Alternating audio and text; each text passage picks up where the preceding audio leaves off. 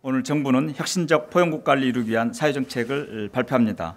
불평등을 완화하고 인적 자본을 확충하여 국민의 삶의 질이 높은 사회를 만들어가기 위한 정책들입니다. 이러한 혁신적 포용국가 정책의 핵심이자 주춧돌이 되는 것이 바로 아동정책이라고 생각됩니다. 역량 개발의 기회가 고루 주어지지 못해 아이들이 충분히 잠재력을 발휘하지 못하는 사회에서는 사회적 통합을 이루기 어려울 뿐만 아니라 미래 혁신성 또한 떨어지게 될 것입니다. 정부는 혁신적 포용국가를 이루기 위한 아동정책의 중요성을 깊이 인식하고 오늘 이 자리에서 향후 아동정책의 방향에 대해서 말씀드리고자 합니다. 정부는 아동 양육을 부모뿐만 아니라 사회와 국가가 함께 책임지는 패러다임으로 전환하기 위해 많은 노력을 해오고 있습니다. 우선 아동을 양육하는 비용과 돌봄 부담을 획기적으로 감소시켜 나가기 위해 노력하고 있습니다. 작년 9월 아동수당을 도입하여 221만 명의 아동에게 월 10만 원의 수당을 지급하였으며 올 1월부터는 전 계층으로 확대 지급하고 있습니다.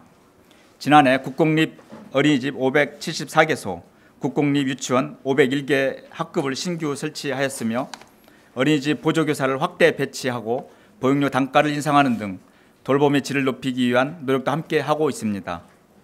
아동의료비 부담도 완화하였습니다. 아동 진료비 본인 부담을 대폭 낮추고 그동안 본인 부담이 컸던 비급여 항목을 급여화하였습니다. 올 1월부터는 0세 아동의 외래 진료비 본인 부담 또한 대폭 낮추어 연간 진료비가 약 11만 정도 경감될 것으로 기대됩니다. 지난해 1월부터 인플루엔자 무료 예방접종 대상을 만 12세까지 확대하였으며 올해부터는 고위험 임산부도 접종 대상에 포함될 예정입니다. 부모로부터 적절한 보호와 지원을 받지 못하는 취약 아동을 제대로 보호하기 위한 노력도 하고 있습니다. 지난해 4월 학대, 방임 등 위기 아동을 적극적으로 발견하기 위해 장기 결석 아동 등 빅데이터를 활용한 이 아동 행복 지원 시스템을 구축하였습니다. 지난해 12월까지 총 5만 5천 명의 위기 예측 아동의 가정을 방문하여 이 중 2,333명의 아이들에게 복지 서비스를 연계하였습니다.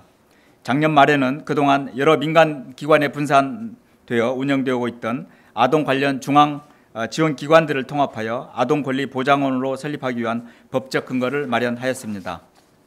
지속적인 노력에도 불구하고 아직 할 일이 많습니다. 양육 부담을 더욱 경감하고 돌봄 인프라를 확충하는 등 아동 양육에 대한 공적 지원을 강화해 나가겠습니다.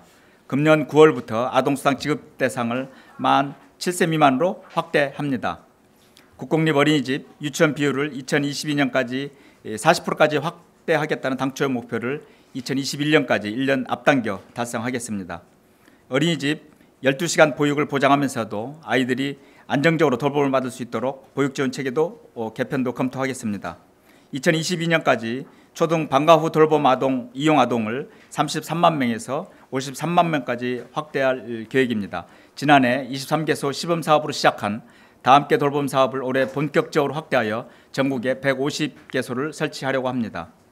모든 아동이 몸과 마음이 건강하게 자라날 수 있도록 다양한 건강 위협 요인에 대한 종합적이고 체계적인 관리 체계를 마련하겠습니다. 학교와 지역사회를 중심으로 건강 교육, 영양 지원, 신체 활동 지원을 확대하고 구강 진료 그리고 치료 지원 확대 등을 통해서 아이들의 기초 건강 상태가 더 좋아질 수 있도록 노력하겠습니다. 과거와 달리 정서, 불안장애, 인터넷, 스마트폰, 과의존 등 정신건강 문제를 겪고 있는 아동이 늘어나고 있습니다. 조기에 진단하여 지원 대상을 선별하고 심리 상담, 치료 등 필요한 지원을 연계하여 아이들이 건강한 마음으로 자라날 수 있도록 하겠습니다. 공공어린이 재활병원 확충, 중증어린이병원, 소아응급센터 등 아동 전문 의료 인프라도 확대해 나갈 계획입니다.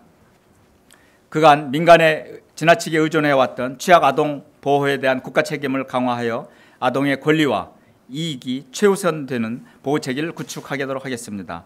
어쩔 수 없이 부모로부터 분리되는 아이들이 시설보다는 가정의 보호 속에서 자라날 수 있는 환경을 만들어 나가겠습니다. 개별 아동의 욕구에 맞는 전문적이고 다양한 아동보호 서비스가 적시에 제공될 수 있도록 하겠습니다. 아동 양육시설에 퇴소 아동 등 보호가 종료되는 아이들이 지역사회 내에서 건강한 시민으로 성장할 수 있도록 자립지원을 대폭 확대해 나가겠습니다. 올해부터 아동양육시설 퇴소 아동은 2년간 매월 30만 원의 자립수당을 받고 주거 지원과 함께 취업 연계, 복지 서비스 연계 등 자립을 위한 맞춤형 사례 과외를 받게 됩니다. 부모로부터 지원을 받지 못하더라도 아이들이 사회로부터 소외받지 않도록 국가가 든든한 버팀목이 되어 주겠습니다. 정부는 2019년을 아동에 대한 국가 책임 확대의 원년으로 선포하기 위해 이번 발표 내용을 보다 종합대책으로 마련한 후 5월 가정의 날을 기해 발표할 예정으로 있습니다. 올해가 모든 아이들이 행복하고 건강하게 자라날 수 있는 포용국가 실현의 중요한 기점이 될 수 있도록 노력하겠습니다. 감사합니다.